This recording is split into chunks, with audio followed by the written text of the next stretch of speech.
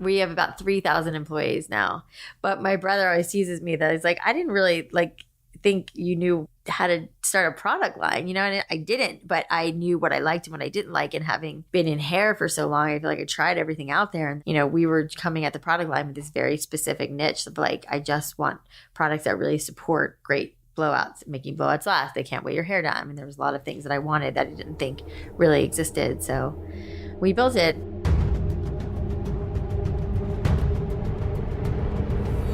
And so here we had this dilemma, this fact. I've been almost a decade researching this subject. Every aspect of your metabolic health improves.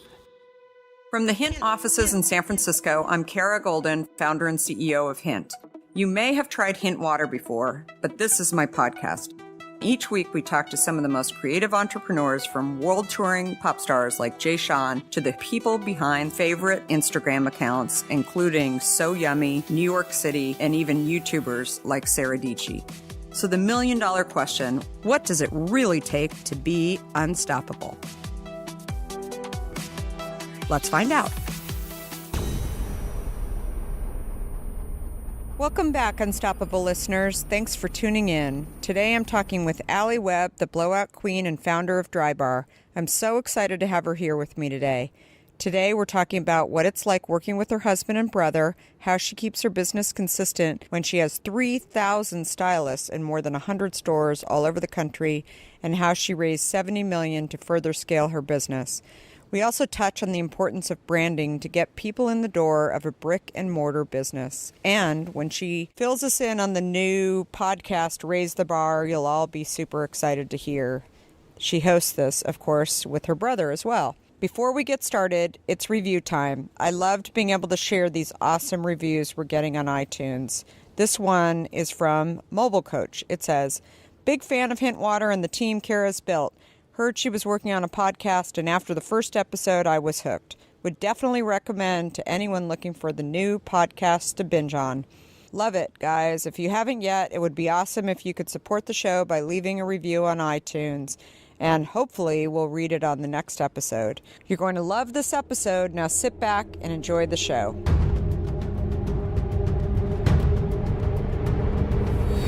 Alli Webb, super, super excited to have you here. Thank you so much for taking the time. Thanks for having me.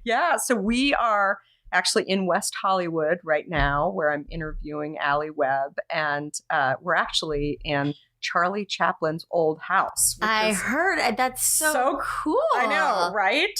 Wow. I always go on my little travel hack. I go on TripAdvisor all the time, and somehow I was looking for a place that was not so hotel-y, but more, because we live up in San Francisco, that was had a living room. And then I typed in West Hollywood living room. And then this place came up and had all these great reviews, and it has a bedroom upstairs, and here it's two bedrooms. It's so cool. I know, right? And I said it's got good energy, and it's we've been taking pictures all around it because it's just got what a great find. I know, right? It's very cool. Super, super great. So anyway, good place to be doing this interview from as well. Sure. So as you know now, in the preview of this conversation, I'm a huge fan. I am constantly going to Drybar to actually put my locks into some sort of... You have gorgeous hair. Thank you. And so I've been a huge fan of yours, and I want to hear,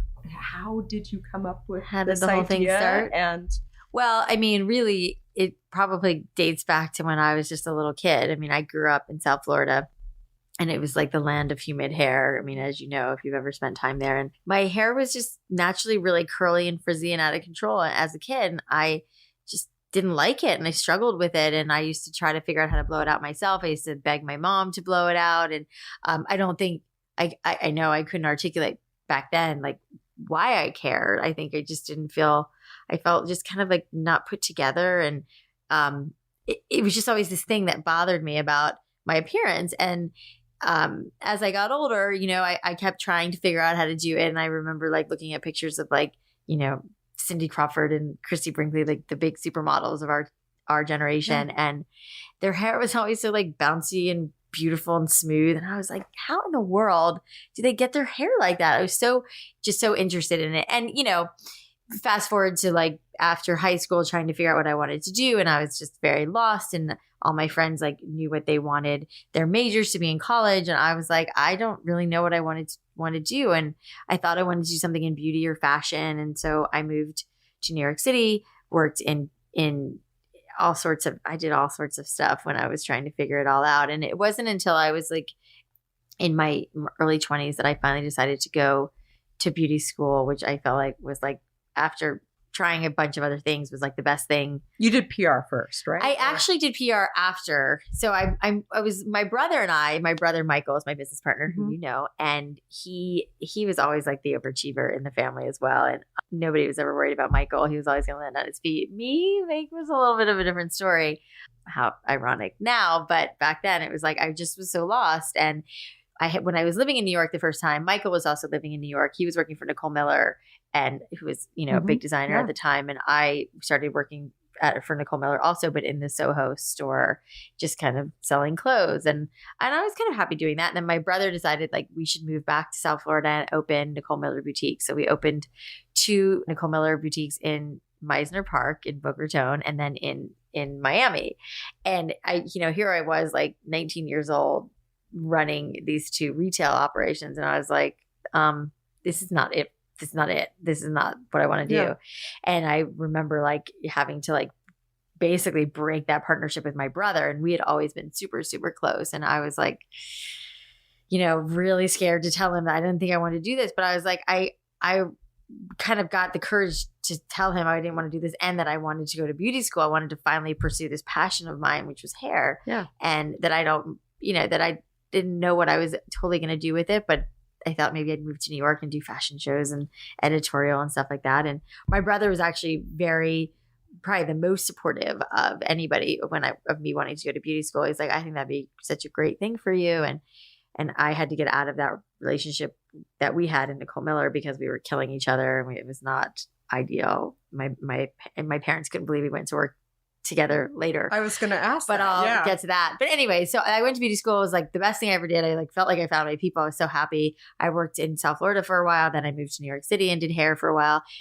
That was the second time I lived in New York. And then that time I was doing hair for a while, but then decided as like a true like 20 something year old, like I think I want to change careers again. So I started working in PR for a little while in New York City at Rogers and Cowan. It was like, where it's like, it was like celebrity mecca. Yeah, I mean, it was like, I was working in the music department and just getting to go to so many cool things. And it was like a fun, little stint. And that's when I met my husband, and we got married. We lived in New York City for a while, but then moved to San Francisco for a year. And then moved to LA, and I had my first son. And so, within 5 years, I'd had 2 boys, and I was a stay-at-home mom and like happy as a clam. I was like, this is like the perfect life. I was so happy. My husband was working in advertising, and I was, with my kids, and I was like, this is it. This is the greatest life ever. And then after about 5 years of that, I was like, oh my God, like I'm starting to feel like my brain cells are drying up. Like I needed to do something else and something for myself. I had spent 5 years like in total mommy mode. And that's when I was like, I got to figure out something to do that I can kind of do on my own terms. Like I don't want to go back to like a hair salon. I don't want to go back to a full-time job. What do I want to do? And that's when I started a mobile blow dry business, because I had, now spent almost, 10, 15 years figuring out how to blow up my own hair, how to blow up my friend's hair. And a lot of my girlfriends at the time would ask me to like blow out their hair because they knew that's like what my background was. And that was kind of what started the idea of starting the mobile business. Like my best friend and I were literally like sitting in our living room with our babies crawling around us. And I was like, wait, this is in San Francisco? No, this is in LA. San Francisco was like a very short-lived year. So I was living in LA with my 2 babies, and, very immersed in like the LA mommy baby community. And my best friend and I were sitting on, around one day, and I was like, I feel like maybe I should start a mobile blow dry business because I can go to women's house where their babies are sleeping and they're kind of stuck at home. Like I felt like a lot, and I'll only charge, I think we were like, I think $40 was what we were going to charge. And it felt like that was easy. $220 is like not very, like not a big business plan here. But I was like, I think it'd be a good way to get out of the house for a couple hours. I don't think I actually made any money charging only $40 and driving around. And Did you have like a yellow car? Or anything? No, yellow was not invented in my world yet. It was like, I think I had a Nissan Xterra. I did have a Nissan Xterra, and I had like a duffel bag full of like all the products I'd, accumulated over the years. But my husband, Cameron, who does all the creative for Drybar, he made me a one-page little website. I thought of the name Straight at Home, which I was very proud of because usually it's my husband that thinks of all the cute names. It was called Straight at Home, and he made me this one-page little website. And it was really like one of my first marketing lessons because he said, if your website's really cute, people will call you. And that's exactly what happened. Mm-hmm. I put my little business card all over town, really. And then I also put it on like one of the mommy groups this is back when like Yahoo groups was a thing. I don't know if you remember that, but there was something called Peachhead, and it was like where all the moms in LA went to, like, it was a mommy resource. Like, what's the best diaper cream? Do you have a babysitter? Like, where's the best place to go with your kids? Like everything you could ever want to know. So I was a member of this group, and I posted saying, hey, I'm like a stay-at-home mom, longtime hairdresser. I'm thinking about starting a mobile business. Would anybody be into this? I'm charging like $35 or $40. I got flooded with emails, and like that was it. And I started this business, and I was running around town probably for the next like year doing just blowouts. And I loved it because it got me out of the house, got me away from the kids for a little while, and just kind of gave me my own like income. And it was just like very empowering to do something for myself by myself. And in the meantime, I met amazing women. I had only been in LA for a couple of years, so I was meeting a lot of great people. It was perfect. I was so happy and thought like, this is a great like thing to do for now. But during that time, I realized that there was this really big hole in the market. It was like, I would say to my clients, if I can't come to your house and do your hair, what do you do? And the answer was always, I either like begrudgingly go to like the discount chain down the street where like you don't know what you're going to get. It's variable pricing. You're sitting next to a kid getting their haircut, bad lighting. It's like, blah, not great. And then the other alternative was like, your full service hair salon where the hairdresser is, would rather be doing cut and color where they can make real money. They don't want to do a blowout. And so there was this big gap. And I was like, maybe my mobile business could become an actual place. And so that's when I went to my brother, who's, I don't know if you've met him in person, but he's bald. Yeah. And as well as my husband. And they were like, so you want to basically turn your mobile business into a brick and mortar. And of course, my brother's rightful first question was like, or understandably first question was, how do you make this business work if we're only charging, we were $35. Yeah. $35 a blowout. That's like, we're going to have to do a lot of blowouts. And then you're driving around LA. Right. At that point, I was just, yeah. So I was like, I don't know. I really felt like I was like, in my mind, if we can do enough blowouts, it will work. But that was the big question mark. Right. And so my brother was like, don't you want to do cuts and color like at normal salons? That's where like the money come in. I was like, I really don't. I want to try this as just blowouts. So there's no pressure to get your hair cut and colored because when you go and sit in a salon and they're like, yeah, you should. Have you ever thought about this? Or you may very well need a haircut. But at Drybar, it's like we just wanted it to be like this like escape. I think I'd actually seen somewhere, I think it was actually in San Francisco, there was like a nail salon. I don't remember where or when, but it was like they were playing Sex and the City when I was getting a manicure once. And I was like, this is such a nice like little treat. So I was like, I want to play movies in the shop. I wanted to feel like a real bar, and I wanted to be, an affordable luxury, really. And I really thought it was going to be for girls with curly hair like me. And my brother thought women would do it more for like special occasion. I was like, I think women like me will come in, get their hair blown out once a week, and then not have to worry about it because that's how it's always been for me. So anyway, that was really the start of it. And so he didn't think it was going to work. He was like a little skeptical. Everybody was a little skeptical. I was nervous because I knew at that time I ran the numbers. I mean, there was no fancy business plan. Thank God for my brother. He started like putting spreadsheets together to see if we actually would make money when everything was said and done, which is why, you need that business person. I hate spreadsheets and all that stuff. Yeah. So, it was like if we did, I think we came up with like 30 to 40 blowouts a day at $35, like, that would be like a nice little profit. We weren't going to like change the world, but it would be like a viable business. And how many people were working? Like, what was the plan? So, I mean, we were 8, that first shop in Brentwood was 8 chairs, which I didn't even have it fully staffed on the first day we opened, even though I should have because it was so bananas and we were so busy. But, the bigger question was, how many people do we have to do a day to make this business work? Which like I said, I thought it was 30 to 40, which now it's like we're doing 100 plus, give or take in every store. And obviously if you do the math on 100 locations, it's crazy. It's a lot of blowouts. But at the time we were like, does this even work? And then what was funny is once it did work, so beautifully in Brentwood. Then it was like women were coming in from Beverly Hills and they're like, we want our own shop. And women from Studio City were like, we want our own shop. And it was like, everybody like wanted their own shop in their little neighborhood. And so we were like, shit, we are onto something, And so that's when Michael, who was at the time operating a not little, but a real estate marketing company in LA with his best friend, Elliot, and Cameron had a full-time, he was a creative director in an advertising agency. And I was just kind of figuring this out. My brother's wife, Sarah, was also helping me at the stores, and we were just there all the time and just like so crazy. I mean, I didn't leave Brentwood. I was there every single day for the first 6 months, 7 days a week, because I just was like, I can't. It was so thrilling. I mean, it was so crazy how busy we were all the time. And we used to have in the very first store, walk-ins welcome, outside a sign that said that. And then we were like, well, shit, we have to take that down because everybody was booking online and everybody was, booking for when they wanted to come, not just popping in, which is kind of what we thought the behavior might be. And it's a little bit like that. But as you know, it's really hard to like pop in unless it's like a Monday or Tuesday. So, although I will say that I tend to like be on a flight from San Francisco to New York and then recognize like, oh my gosh, I probably want to get my hair blown dyed tomorrow morning, and you can usually get in. Yeah, and like you can go on the app, and and also I mean, especially New York, San Francisco, LA, like our Boston, Chicago, like Dallas. There's a lot of major cities that we're in that we have a lot of locations now, and we want people to be able to get in. It's like for so long we had the problem of like people couldn't get in because we weren't opening stores fast enough. I mean, it's been this like up and down ever since we opened. But so we realized that we were onto something, and how fast going. Did you do your second store then? It was only 6 months, but it felt like a lifetime. I mean, when I talk about that now, I'm like, yeah, it wasn't that long. It was only 6 months, which is fairly quickly. But at the time, I was like, I remember like yelling at my brother, like, you have to get us another location.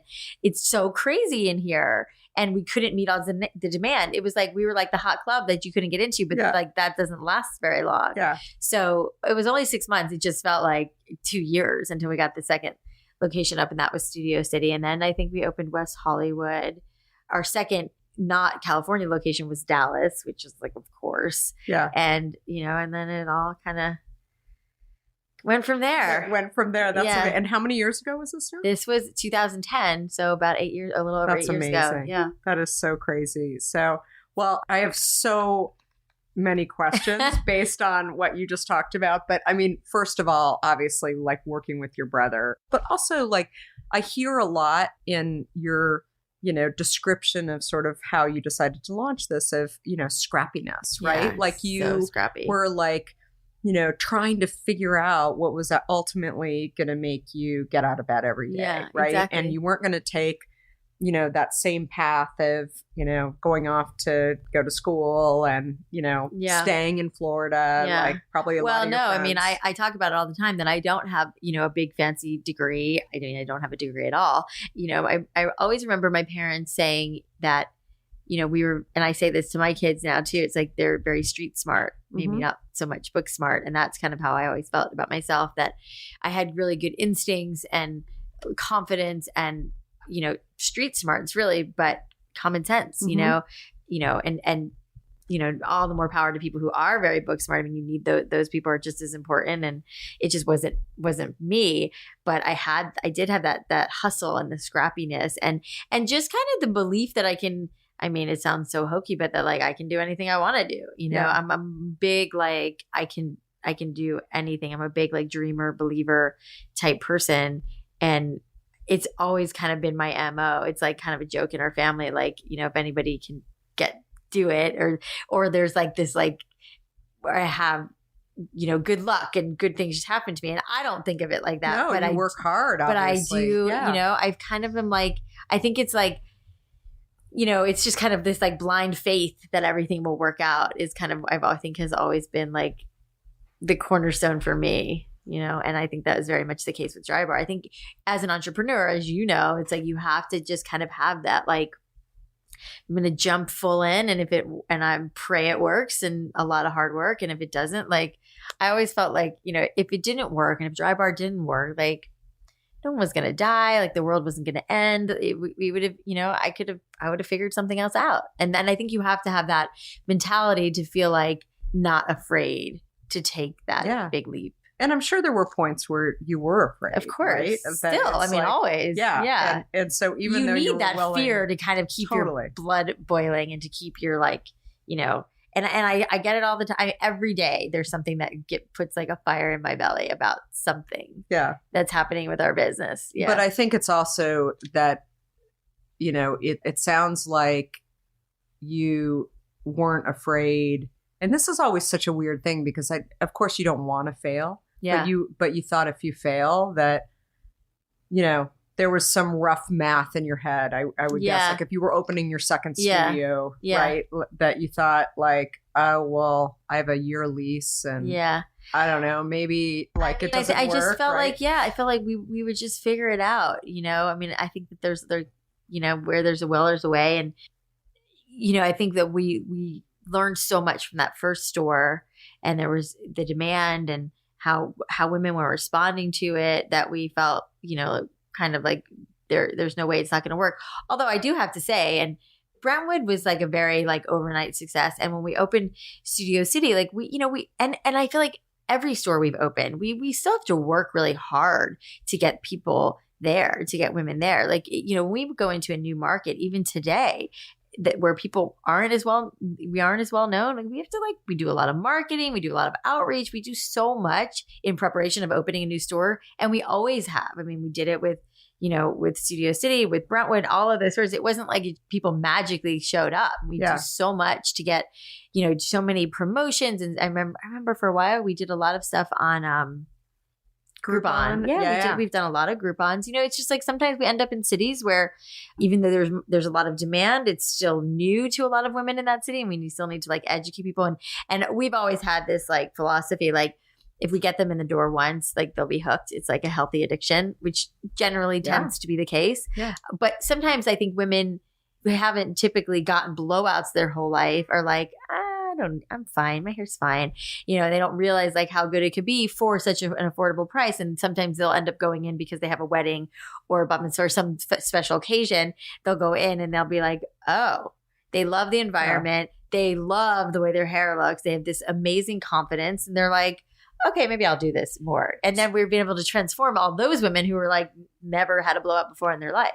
So I always tell my friends, they're like, oh, really? Like, you get a blow dry there? And isn't that hard because you're working? And I was like, I do my email there. Yeah. I mean, it's actually my hour away. So funny that you say that, because we actually did a campaign about a little over a year ago that's like, why do you Drybar? And it's funny because I can now do my hair pretty well on my own, but like I was telling you, I just came from getting a blowout. And it's the same thing. I'm like, that, like, 40 minutes it takes me to, like, do my own hair.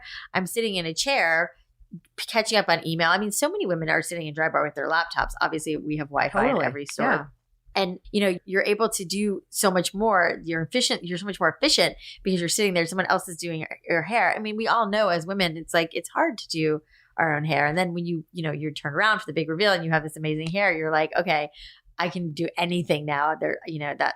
That's really what I think we've built the business on, is this, like, we're not just selling blowouts, we're selling happiness and confidence. And that's what you see. And I'm sure you've witnessed it being in our shops, that you see this, like, this real transformation that happens with women, and how they're, like, looking at every mirror and they're like, they have this, like, glow and happiness confidence about them that makes them, feel like, yeah, I'm going to definitely come back next week for this too, Yeah, no, it's huge. And I think you're right. Like, you get somebody, I mean, it's a great example of a business. And I always talk about this, with our product Tint, where, like, we've up until now, I mean, we just started doing advertising over the last year, but we've built this just on having people try our product.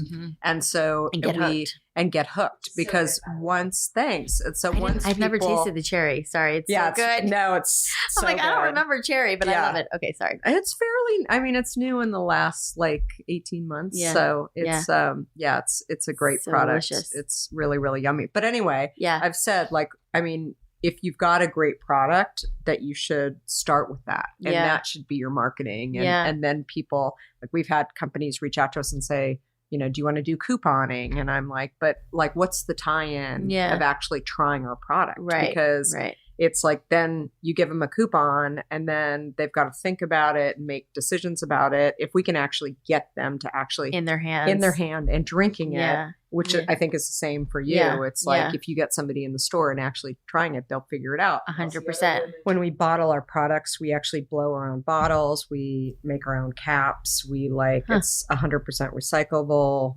Most caps today are not recyclable because they have, if you look on the inside, we don't have a liner. Yeah. Next time you look, like you can't see through the cap. Yeah. And those aren't recyclable. Mm. And so actually, I always tell people that's the bigger issue with recycling. Like people always point to the plastic bottle, but this is like the biggest problem, the caps, because these are not recyclable. Huh. And, they'll get thrown into oceans and fish will choke and all that kind of stuff. Like that's the bigger issue, but ours are 100% recyclable. So you can put these into recycling bins and they'll be recycled. Anyway, very cool. Well, I love figure it out, and they'll see other women like on their laptop, and they're like, "Oh my gosh, I should have just were on their phone."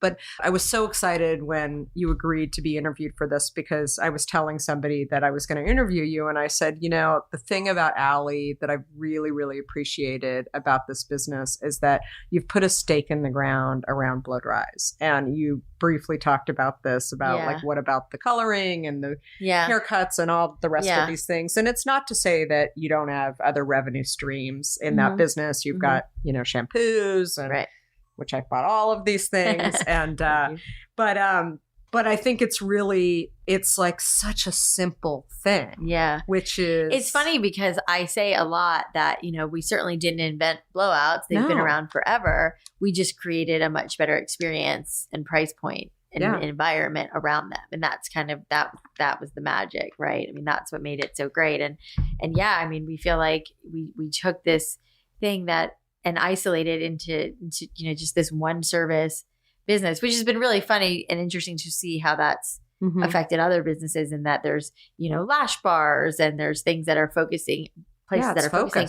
But I think it's smart. And I remember again being such a beauty junkie, and like I remember my mom going to the local salon in Boca, and it was like she got everything done. I mean, she got a manicure, pedicure, she got her color done.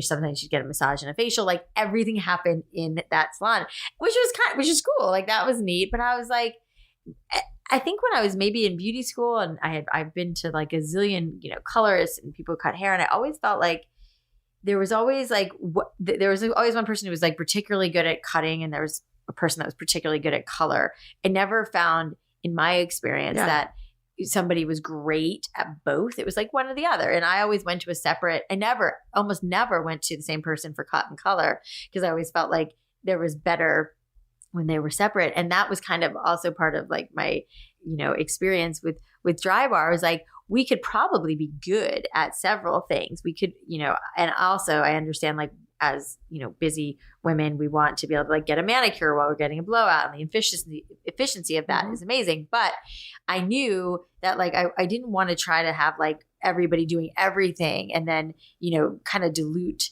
the blowouts, because that was the most important thing to me. And then because I get asked all the time, like, why don't you do other things? It's like, well, I know it's hard enough work to get our stylists to the level we need them to be at, train them, customer service. There's so much that goes into just the blowouts that like, if I was trying to say, oh, and now we're going to introduce makeup from these same stylists, it's just like, it would never work. And so that was always part of like the overarching philosophy of, we're going to do one thing and we're going to be the best at it. And we're not going to try to be everything to everybody, which I think was a really kind of guiding light for us to stay focused and to stay successful. So, and it's something that I feel extremely strongly about.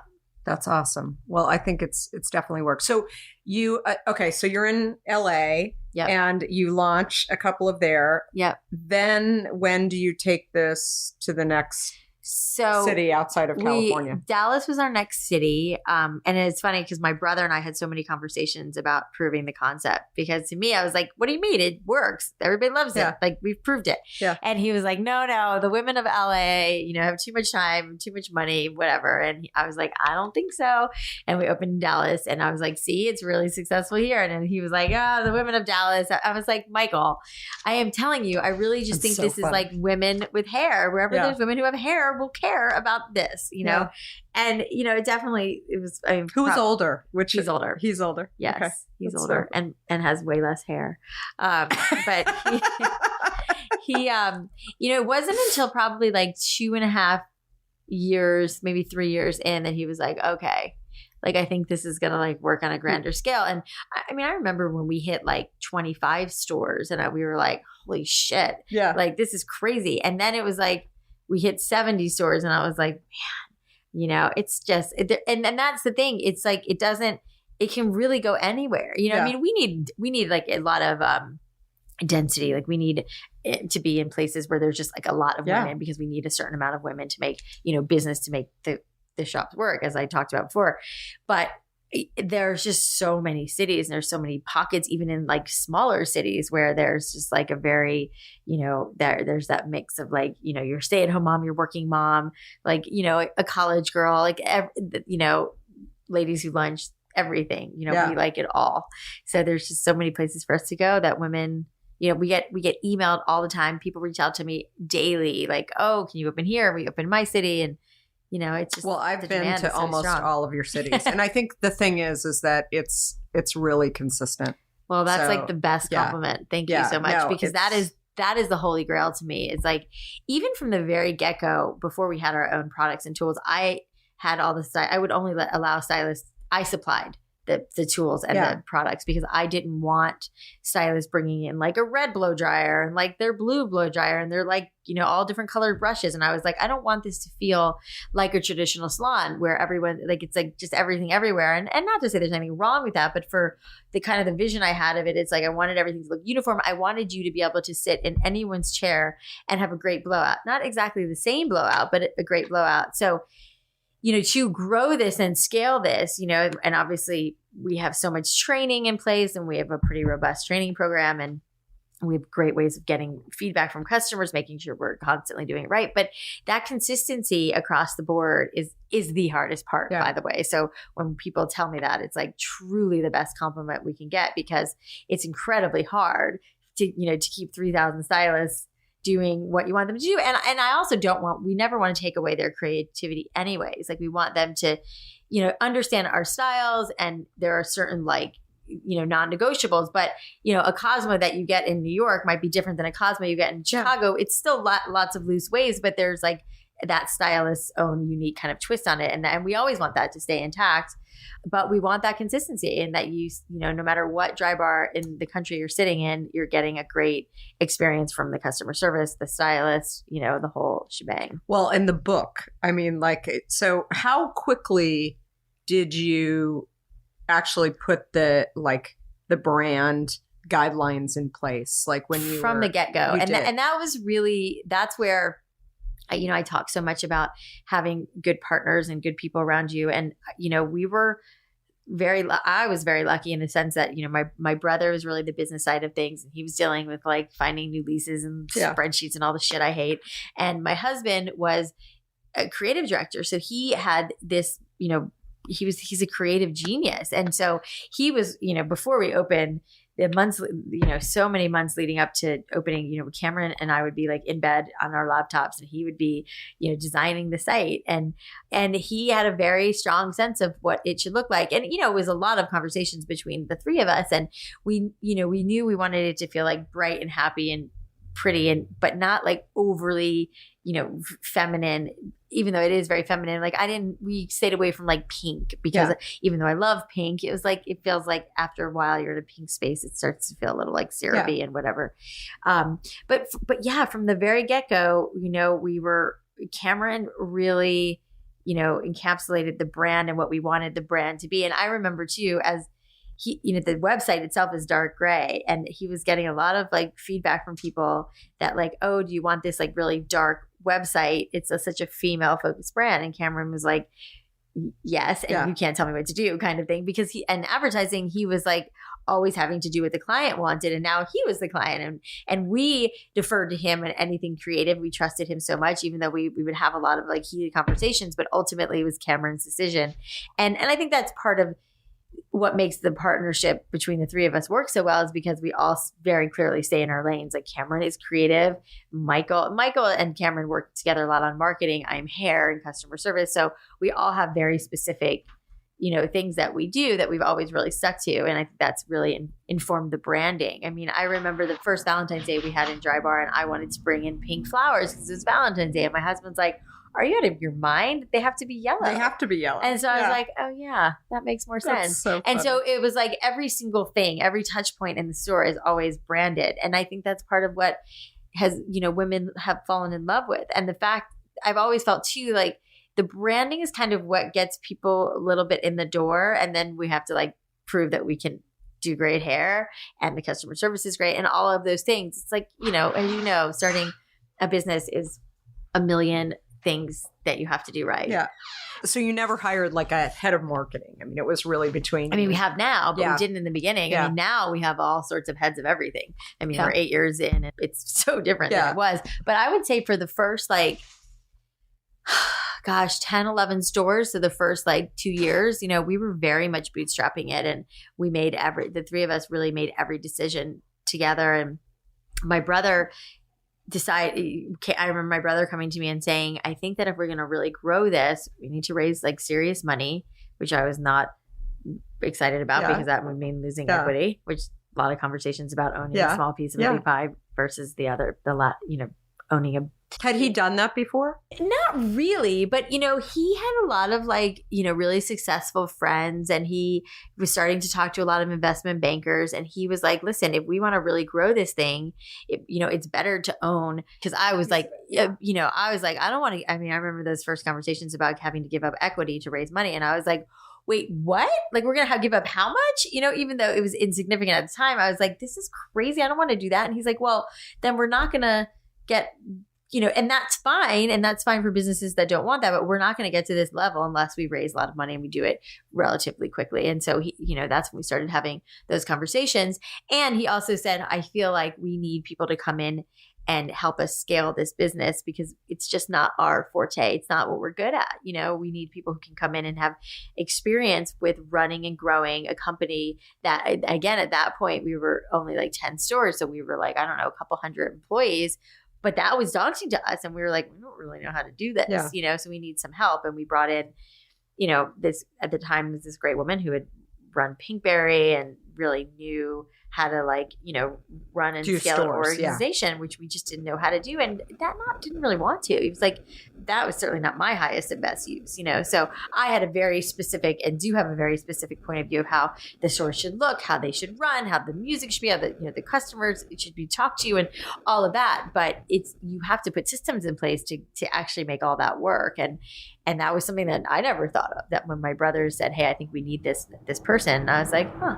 And then it was like, we're going to pay this person what? We were barely taking any money for so long that we were it was all such a crazy learning experience. Was this before you took money in? It was before we took, institutional money. We had raised the first couple of rounds were friends and family. So it was angel investors and really clients who loved the concept and felt like this is going to be the next big thing and wanted in. And my brother was like, listen, it's not typical that people are basically willing to kind of give us money, which of course I didn't know. Yeah. I had never raised this kind of money before, but we really did have people coming out of the woodwork who wanted to invest. And, so now we have a handful of investors. And then it was probably around 3 years that we started talking to investment bankers and private equity and all of that. And then we raised a big chunk of money to not only open more stores, but to start the product line and to, do all of that. And that was 4-ish years ago now. Wow. That's amazing. I think we've raised over 70 million, something like that. That's a lot. But the stores are expensive to build. The product line is expensive to build. And now the product line has become such a huge part of the business where, in Sephora and Nordstrom and Ulta, we have about 3,000, give or take, points of distribution on just the product, not even including Drybar locations. So that's like a whole other business now too, which who knew that was going to work? Who knew that was all going to My brother always teases me. We have about 3,000 employees now. But my brother always teases me that he's like, I didn't really think you knew how to start a product line, and I didn't, but I knew what I liked and what I didn't like. And having been in hair for so long, I feel like I tried everything out there. And there's, we were coming at the product line with this very specific niche of I just want products that really support great blowouts, making blowouts last. They can't weigh your hair down. I mean, there was a lot of things that I wanted that I didn't think really existed. So we built it and people liked it. And nobody was more blown away by that than me. I mean, I was so scared when we launched that product. I was like, is anyone going to buy it? Is anyone going to care? But we did have that point of, that trust that we had built with our clients, with our stores, so that the credibility was really there because of the Drybar locations. And we had started to become the authority on blowouts. And so, people would trust that our products, backed that up. So that's amazing. So it worked. What's the number one product that you guys have?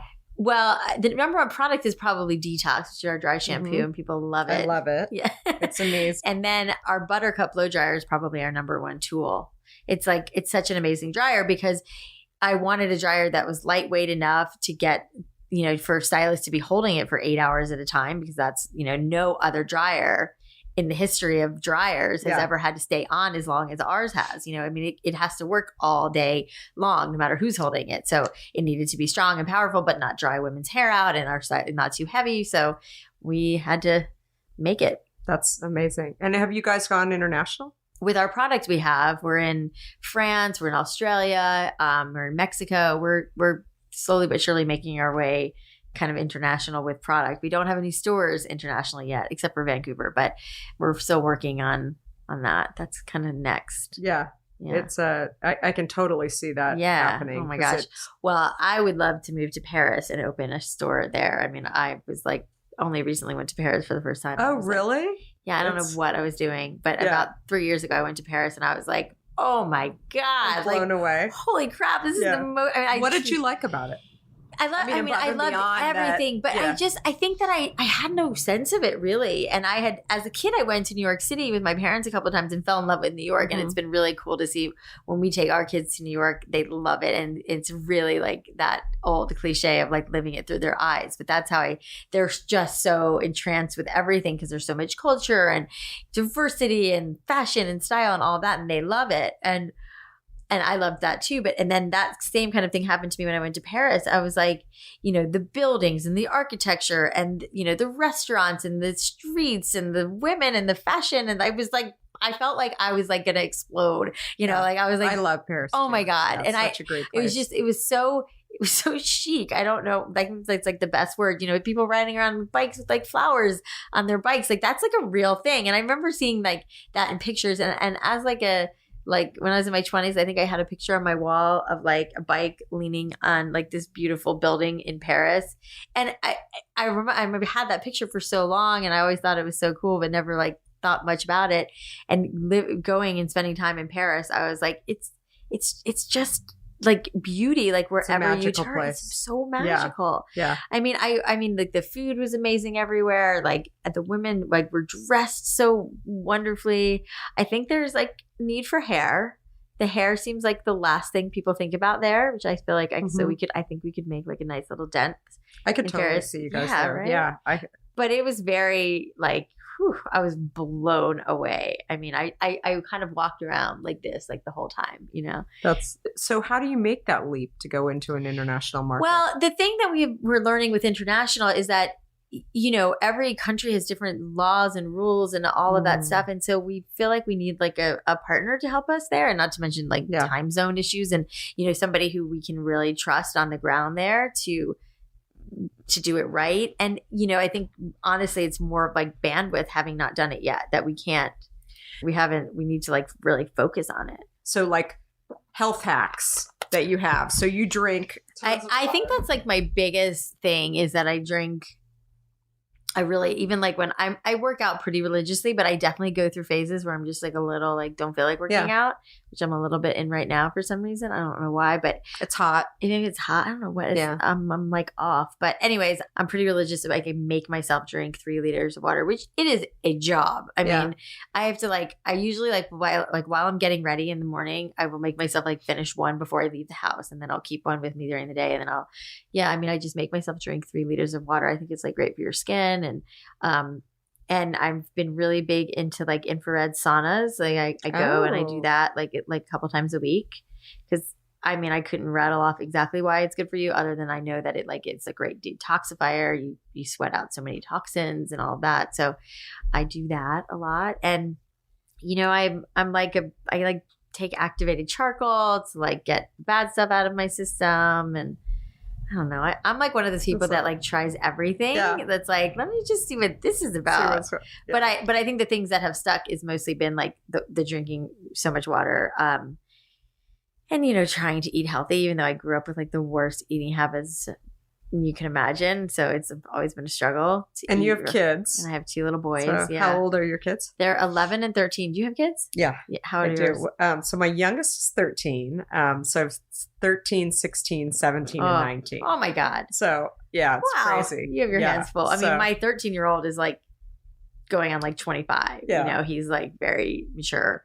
And my 11-year-old is definitely like a younger, like they're so funny. They're so I mean, and you know, it's summer now, so they're like waking up at like 12 o'clock and it's a whole new world. What do they think of your business? Like they love it. And I think that it's interesting because they've grown up in it since they were really little. And that's kind of how we were with my parents' business too, where we just grew up in it. And it's like, they definitely get annoyed because all we do is talk about Drybar and all of that. But and I think they like don't love how much we work, but the conversation always comes back to like, listen, like we work really hard for like the life that we have and the fact that we can go on vacations and I can buy you those sneakers you want. And, you know, and try to like make them understand that like it's, those things don't just happen magically. You know, mommy and daddy work really hard for that stuff. And that's the environment I grew up in. And I think that made me understand like the value of hard work. And I want my kids to understand, you know, that it does take a lot of time and energy to build this business and to do what we do, but there's fruits of our labor. And that's I think a really good goal for them to grow up, you know, with, and knowing that you just have to work really hard. And they also like, they get allowance and they, you know, it's not like we really try to keep it so that they have to work. We give them like $10 for doing, you know, certain things around the house and things, you know, we give them money for doing jobs. So it's not like we just give them money just because. So do you guys ever walk into a Drybar? Yeah, all the time. Like, without them knowing who you are in the Drybar? Not usually. They usually know who I am. And, you know, well, obviously I'm, you know, it's like we live in such an Instagram age where it's like everything is out there. And I love it. I love all that stuff. So I really put it out there. So a lot of our stylists and stuff follow me on Instagram. So they know my kids. And they know when we walk in. And my older son, my 13-year-old, has long hair and he likes to go and get it braided at Drybar. So not only is Drybar for women, but it's also for 13-year-old boys who want braids. I mean, he doesn't let me do it. He's like, you don't do it as good as they do it, mommy. So he always wants to go to Drybar and get his hair done. That is so funny. So he's gotten blowouts before, but not recently. My kids, I laugh because we haven't had a store to date, but my funniest story, we were staying at a hotel in Georgia, and we had a whole bunch of hint, and I was talking to my daughter out by the pool, and this woman came up and she said, "I'm so sorry to interrupt you, but you have this product hint," and I had seen this product on How I Made My Millions, which is more like How I Spent My Millions, but anyway, and she said, "I was just wondering if I could buy a bottle off of you." And my daughter was like watching this whole thing go on. And I was like, "Oh, you can just have one. We have lots of hint and here." And she said, "Oh, I'm so excited to get this product." And she said, "You know, I saw this founder and I heard her whole story. And basically she developed this product to get off of Diet Coke. And then I realized that she's telling me the story that she has no idea that I'm the founder." And so I was like, "You're kidding. Like, that's so interesting." And then my daughter's almost dying. Yeah. And so she jumps in the pool. I think she was probably like 10 at the time. And so she jumps in the pool and then she comes back and she's like, did you tell her? And because I told her, I was like, so what did the rest of the How I Made My Millions like talk about? And she, went on and she sat there and told me the entire story. I mean, this was like a 20-minute segment. And she told me the exact, well, let me tell you. And then she was an AOL executive. And then she went on and she knew this entire story. And I have red hair like that. I was like, she has not figured out who I am yet. And so I was like, oh, that's really interesting. So my daughter hops out of the pool and she was like, did you tell her yet? And the lady said, tell me what? And I said, oh, I work for that company. And she said, oh, you're kidding. What is that founder like? And she like had no idea. That is so funny. And she still like had no idea. Did you ever tell her? Well, so then we were at dinner the next night and she brought her husband up to meet me and she said, this woman works for that company. And he was like, oh, what is that founder like? And I was just like, okay, now I have my makeup on, I have my hair, like they still don't get it. Yeah. And my husband's there and everybody's like, what happened here? It was so funny. And so anyway, I always laugh because did you tell her? No. And so I didn't tell her. Oh and my so God, I didn't that's tell so her. Funny. And then actually by the time we left, then she looked it up and then she realized who I was. Oh my God. But I always I love the discovery element too, that people are, that's so funny. I've never had that happen. And I think that I'm just very out there. Yeah. I mean, I do so much press and all of that. And my kids, what has similar things have happened to me, but when people come up to me and they're like, oh, are you the founder of Drybar? Or I'm in an elevator and someone's like, I was just, so, but that has happened with my kids too. And they always get such a thrill out of it. And a lot of times when I'm at a restaurant or I'm shopping or something and someone's recognizes me and they're like, oh my God, I love Drybar. I'm like, oh, have you been? And they're like, no, I haven't been yet, but I've been meaning to go. Or it's like a sales girl.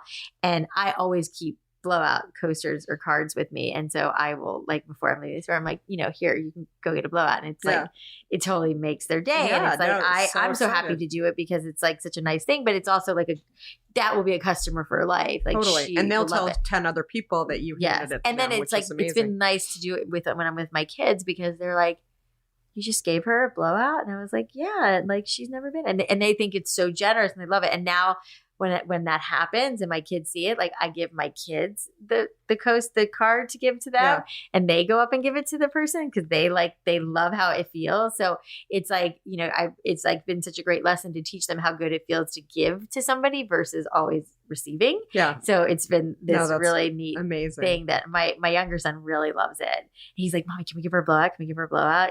So it's a neat thing for my kids to experience that feeling. Well, you're getting into this phase that I've seen between 13 and 19 where my kids started to realize that it's not really normal for moms to be coming up with ideas and developing these really kind of kick-ass, kind of known throughout the country. I know. It's crazy. Ideas, which I think is they'll start to really realize. Yeah, no, it's really sweet. I mean, my kids think I'm legit famous. Yeah. And I'm like, you guys, I'm not but they're in this little world with me and they see how people react and they see how much people love Drybar. And I was just on the cover of a magazine and they were like, oh my God, I saw the Ink magazine. Yeah. That's so that huge. was and I think my son was listening to a rap song and the rapper was something about being on a Forbes list. And I was like, I was on a Forbes list. And my son was like, you were?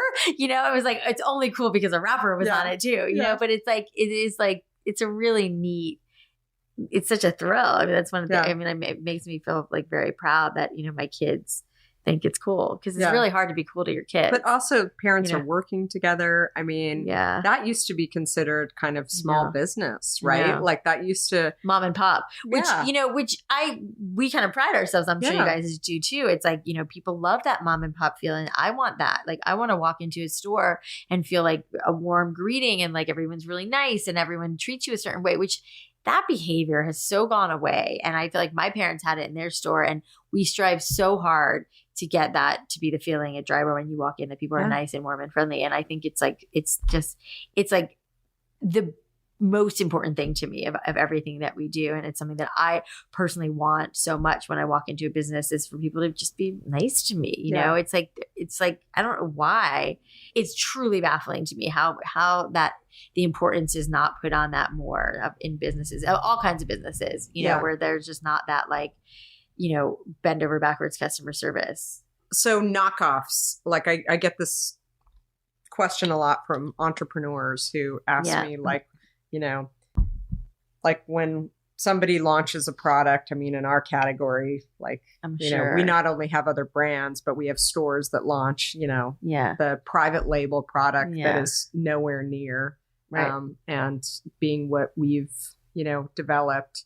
I mean, how do you, I don't know if deal is like the right, but like, how do you feel about knockoff products? And well, in the beginning, I feel like it was like, I mean, it would really keep me up at night. And we had discovered this brand new thing, really, and nobody else. The blow dry bars didn't exist. You were the first, I mean, blow dry bars didn't exist 10 years ago. So when we started, and we were getting so much attention and so much press, and I would talk to anybody about what we were doing and how we did it, because I was a little naive and also just like very giddy over the whole thing. And sure enough, all these copycats started popping up, and some worse than others. And I mean, there was a woman who copied us and ended up writing me a letter and saying that I spoke to her for so long, and I was, you know, so gracious with my time, and blah, blah, blah. But that she basically was like clearing her conscience and like apologizing for basically ripping out. I was like, I mean, I still have that letter anyways, but crazy. I mean, and so there's been a lot of places that have knocked us off. And I kind of have like two schools of thoughts on it. I mean, first, I think that when it's so blatant and people take like literally verbiage off our website, take our images, call themselves like Sally's Drybar, like, you know, we own the name Drybar. We invented the name Drybar, you know, we are, but it's like tissues, like Kleenex, you know, it's like, but people still will say like, oh, I'm going to open my own dry bar. I'm going to call it, you know, Susie's Drybar.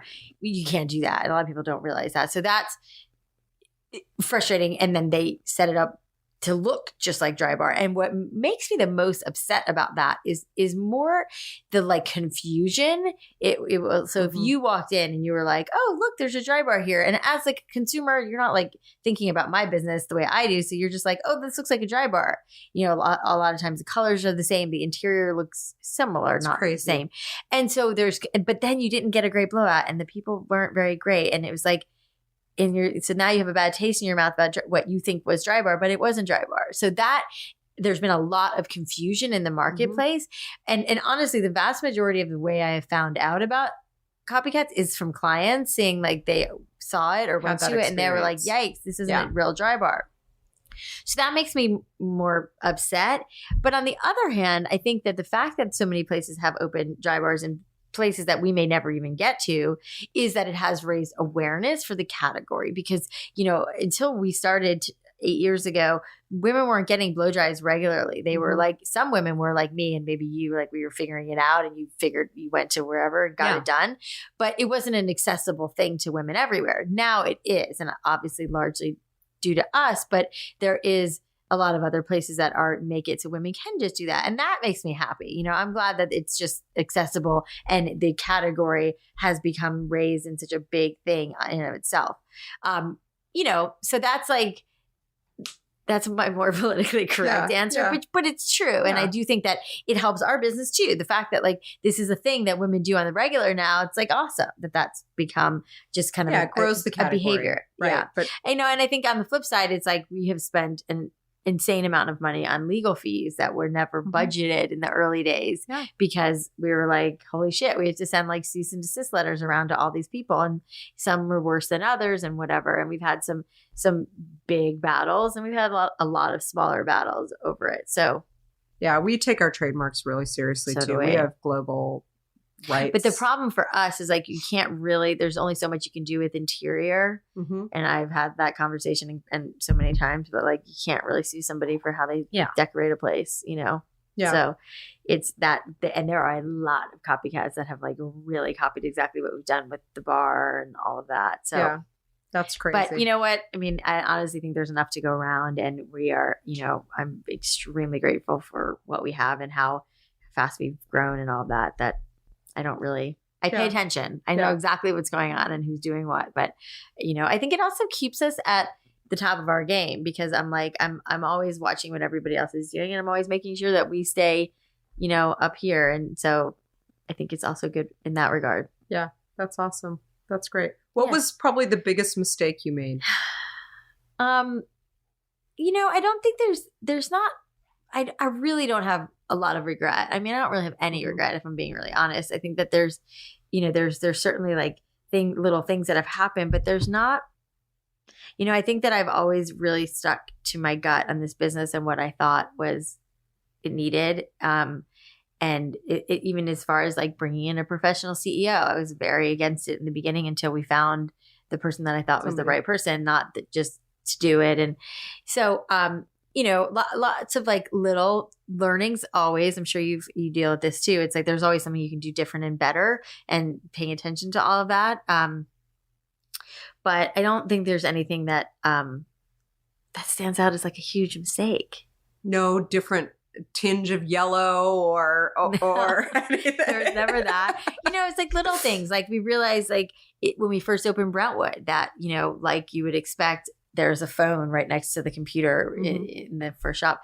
But I realized that like we couldn't answer the phone and talk to a person face to face, and the music was loud and the blow dryers, like the experience on the phone was really shitty. And I was like, this isn't good. This isn't okay. Like we have to like, like what are we gonna do about this? And we very quickly found ourselves like in the call center business. It was like having to have the phones answered remotely was the only way to make it work, to give the client a good experience in the shop and to give the client on the phone a good experience. Because I mean, that first week in Brentwood, I told the girls working the desk, like, don't answer the phone, let it go to voicemail, we'll call people back.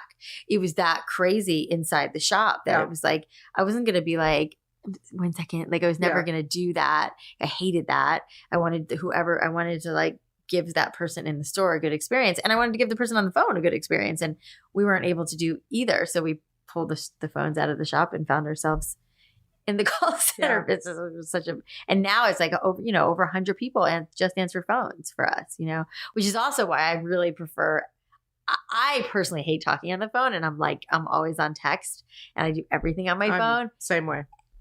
But there are 50% of our clientele want to call. And a lot of that is that they want to call and they want to request their person, and what they have like questions and whatever. I get it. But that is I always put it in my notes. Yeah. And that's exactly what you should do. And, listen, if for anybody who's listening to this has been to Drybar, it's like, we're not always perfect. And sometimes the notes get missed, and then you're like, didn't get what you wanted, or the stylist you wanted, or whatever. And so that's frustrating. And I get that. So, as you know, nothing's ever. Yeah. No, but I think it's pretty good. Yeah. For the most part. So I always ask guests, what makes you unstoppable? I have some ideas in my head what makes you unstoppable, but I would love to hear, as entrepreneurs or fans of Drybar are listening and hearing Alli Webb, like what do you think makes you unique and unstoppable? I think it's a lot of perseverance. I would say is probably like the biggest thing. A lot of confidence, fake it till you make it-ness. I don't know what the word is for that, but I think that I've always felt like, I really, like I said earlier, I think I can kind of do whatever I set my mind to. I'm such a big believer in that stuff, that like you can make your own destiny, and there's like, nothing you kind of can't do if you the right people and the right, access and whatever. And I think you kind of make your own destiny. And I feel like that's kind of how I've always lived my life, that I will figure it out. I'm that kind of person that is like, you just figure it out. Well, you're so real too. No, I mean, and that's really, I think that's, everything from recognizing like the hassles of, being in the reception position and what is the noise in the background to, making sure that, you know, not only are your customers happy, but your employees are happy and they're not going to be stressed out. Like you understand every single element. Well, and I do think that's business. like a huge part of our success too, is that I am a stylist and I've always come at this business from like the stylist perspective and the client perspective. And, you know, it's like we make sure our shops, like the chairs are spaced enough so the stylists are pretty comfortable walking around the whole chair, not bumping into each other. We always like have snacks for the stylists. Like, and also I think as a stylist coming out of beauty school, you know, your option, which I quickly learned when I was coming out of beauty school, was that you had to assist somebody for like years, and they would like, you know, you'd be doing blowouts while they did the haircut, and you were washing hair and just doing whatever you had to do to learn and get there, and then eventually they would feed you clients. But that process, you know, could take years, and so you're not making any money, and it's just like a shitty job. I mean, I shouldn't say it's a shitty job. It's a tough job. It's like it's a grind. It's a grind. Yeah. And I think, listen, everybody should have to go through it. And, you know, I think that is like a good lesson for like millennials to remember. Like, I mean, I worked my ass off. I was an assistant forever. I, you know, got coffee, washed hair. When I worked for John Sahag, it was a very famous hairdresser in New York years ago. He was kind of the pioneer of dry cutting and very famous in his time and did all the celebrities. And it was like the salon. And he had these two massive greyhounds, dogs that were always at the shop with him. And I had to walk those dogs on Madison Avenue. And you know, you can figure out the rest. Yeah. I mean, I was like 20 years old walking these like horses in New York City, having to pick up their shit. And, you know, I mean, it's like, talk about paying your dues. You know, I mean, I paid my dues, and I think that that's a really important like rite of passage. And it's so, I remember my parents being like, you're building character, you know, and I'm like rolling my eyes, but I did. I built a lot of character back in those days, you know? And so anyways, I think though that what I think stylists who grew up in my time, in my generation, we had to like be assistants forever before we could do anything. And so Drybar has bridged that gap a little bit, because even though not every stylist that comes out of beauty school is ready always to work at Drybar right then and there, and some are certainly, you know, it's like Drybar is definitely a place where stylists can work in that in-between zone. A lot of our stylists are working at a full service salon, whether they're assisting or they're on the floor already. And then they're working at Drybar part-time, and they're able to like cultivate a little bit of a clientele because they've built this relationship with women. And we want Drybar to be a lead generator for those stylists to get cut and color. So I also like very, very proud of that fact, because it was just something that didn't exist for me as a stylist, that, you know, we have 3,000 stylists that we've given jobs to, you know, a lot of like, I'd say again, 50% of them work for Drybar full time, and then they grow into managers for us and product educators and all sorts of stuff. And then, you know, the other 50% are working at, you know, full service salon, and then they'll leave us once they have built their book in their own salon. But then if they're going through a slow period, they'll come back and pick up some shifts. So it's this like really cool thing I think that we've done for the industry that I'm particularly proud of too. That's great. Yeah. And you mentioned that you have a podcast coming up. So I'm excited about this. Now, what's the name? And when is it launching? It's called Raising the Bar. Okay. And I believe it will be launched maybe when this episode airs, I think. Yeah. You know, and it was really, I mean, obviously, you know, podcasts are like all the rage and everybody's like loves podcasts. I listen to podcasts all the time. And I was actually on Guy Raz's How I Built This or How I Built It. I'm sure you've probably listened to that before. It's such a great podcast. Yeah. And I honestly have gotten more feedback from doing that podcast than I think anything I've ever done in the last 8 years, maybe except for the ink cover. That was kind of a big deal. That was huge.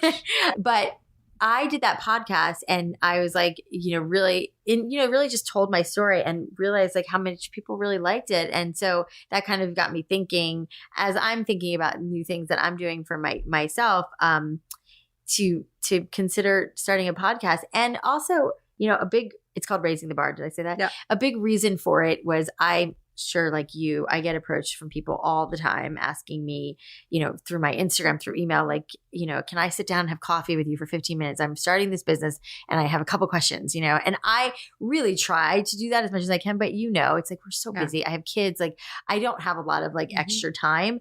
But I do really want to give back, and I do want to tell people like what it's like to raise money and what it's like to start your own business and how do you balance it all with the kids and all the things that I know we both get asked all the time. So my brother also gets asked this stuff all the time too. So we were like, wouldn't it be fun to start a podcast that was really like us talking about our experience, but with other entrepreneurs? So we're having people, and you should come on our show too, by the way, but other entrepreneurs and how they built their business. Some entrepreneurs who've like had major success, and then some who've like are still figuring out that you've never heard of. So we have all sorts of really fun guests coming on, including my dad, who's going to come on and talk about like, you know, our humble beginnings and running a business. And it's a very like entrepreneurial driven show that, and then there's like this funny banter my brother and I have, and how we kind of fight like brother and sister. And we just see things very differently. We see the world very differently. I'm such a like, everything happens for a reason and everything's going to work out. And he's like, that's all bullshit. That's not the real world. And so there's this really funny dynamic between us that has always been there, that we're kind of capturing like in a studio. I can't now. wait. That's it's so really great. fun. I mean, we shot the pilot, and we played it for like a handful of people, and they're like, it's so good, I didn't want it to end, you know, and we were having a really good time doing it. So that's awesome. It's really I can't fun. wait to hear it. And you said September? It launches July 25th, so it'll be perfect timing. Yeah, perfect timing. Yeah. So That's we're really amazing. excited about it. Super great. Well, this was amazing. Thank you. Yeah, I it was so really fun. appreciate you coming on. You can keep up with Alli on Instagram at Alli Webb. That's ALLIWEBB. And you can check it out at one of my favorite places, Drybar, at thedrybar.com.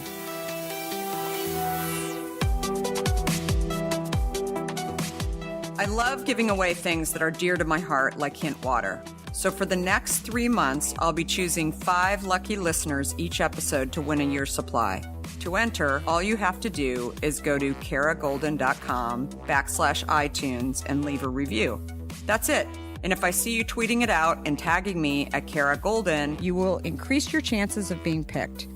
And as a special thank you to all of our Unstoppable subscribers, for a limited time only, you can enjoy a special hint offer at drinkhint.com/unstoppable.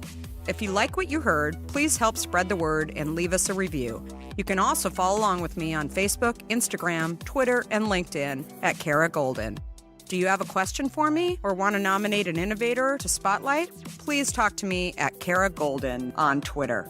Thanks so much for listening. Until next time, be unstoppable.